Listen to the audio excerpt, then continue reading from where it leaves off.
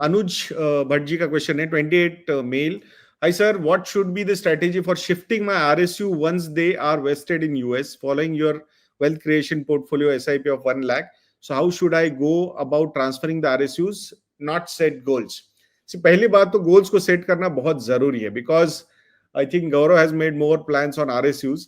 तो वहाँ मतलब वो बहुत बढ़िया स्ट्रेटेजी लगती है. मतलब इनिशियली मेरे भी ये दिमाग में नहीं आया था, बट गौरव ने वो बहुत सही सेट किया था कि अपने जो फाइनेंशियल गोल्स है वो फाइनेंशियल गोल्स आरएसयू से निकाल के आप पूरे करने की कोशिश करो. उसके बाद भी अच्छा खासा अगर आरएसयू में पोर्शन रहता है तो लेट इट ग्रो, अगर आपको लगता है कि आपकी कंपनी बहुत ग्रो करने वाली है.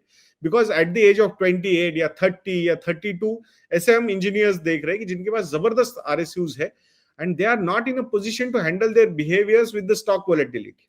क्योंकि मतलब जैसे एनवीडिया 140 टू 100 नाउ 170, तो ये जो चीज है ना, उनको लगता है अरे मेरा 1 करोड़ का लॉस हो गया. मतलब what we have seen 15-15 20-20 crore के आरएसयूज है उनके पास, और वहां वो वोलेटिलिटी जो है 30-30% की कभी कभी होती है, तो 5-5 6-6 करोड़ से पोर्टफोलियो ऊपर नीचे हो रहा है.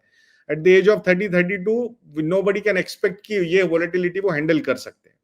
सो वो इसीलिए अगर रैशनल वे से आप जाओगे, क्या ये सस्टेनेबल ग्रोथ है? 3-4 ट्रिलियन डॉलर की कंपनी इस पेस पे ग्रो कर सकती है क्या for a decade from here? I think ये समझना जरूरी है अपना, क्योंकि वैल्यूएशन वैसे दिए गए, वैल्यूएशन ऐसे दिए गए कि ये परपेचुअल ऐसे ही चलता रहेगा. सो ये नहीं होगा. So whenever there will be disappointment, the falls will also be very sharp. तो ये समझना जरूरी है यहाँ पे. सो इसीलिए कि वो पर्टिकुलर मनी जो आपके गोल्स के लिए रिक्वायरमेंट है वो आप मूव कर सकते हो डाइवर्सिफाइड फंड्स में, एंड देन बचा हुआ जो पोर्शन है उसके साथ आप वो एक रिस्क लेने की कैपेसिटी रखते हो, बिकॉज आप उसी कंपनी में काम कर रहे हो, तो आपको पता है कि ग्रोथ किस तरीके की रह सकती है.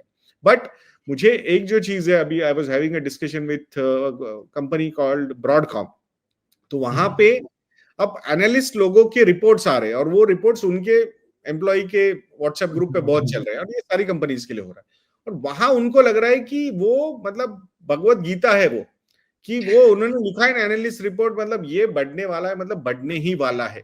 So they are not reading the report completely. They are saying okay target price, okay. जैसे कि एग्जांपल अभी एक ये आया था जो माइक्रोसॉफ्ट कंपनी का, तो उसमें माइक्रोसॉफ्ट पे एक टारगेट आया $600 बस, तो बोला भाई 600 पे ही बेचूंगा.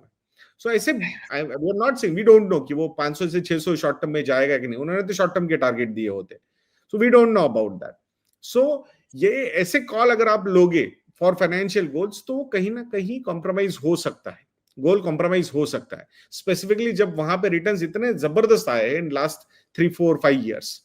और मतलब इतनी बड़ी companies, trillion dollar market capitalisation companies, if you are expecting कि वो ऐसे ही चलती रहेगी, जब 30% का जीडीपी कंट्रीब्यूशन है यूएस का टू द वर्ल्ड, एंड जो मार्केट कैप है वो कंट्रीब्यूट कर रहा है ऑलमोस्ट 65-70%, तो ये कहीं पे भी सस्टेनेबल नहीं हो सकता long term point of view से, और specifically with mister Donald Trump being there. So ये समझना जरूरी है. तो इसीलिए फाइनेंशियल गोल्स की जो रिक्वायरमेंट है, वो पैसा आप इन्वेस्ट करो डाइवर्सिफाइड इक्विटी फंड्स में, और फिर भी उसके बाद पैसा रहता है तो definitely you can continue holdings.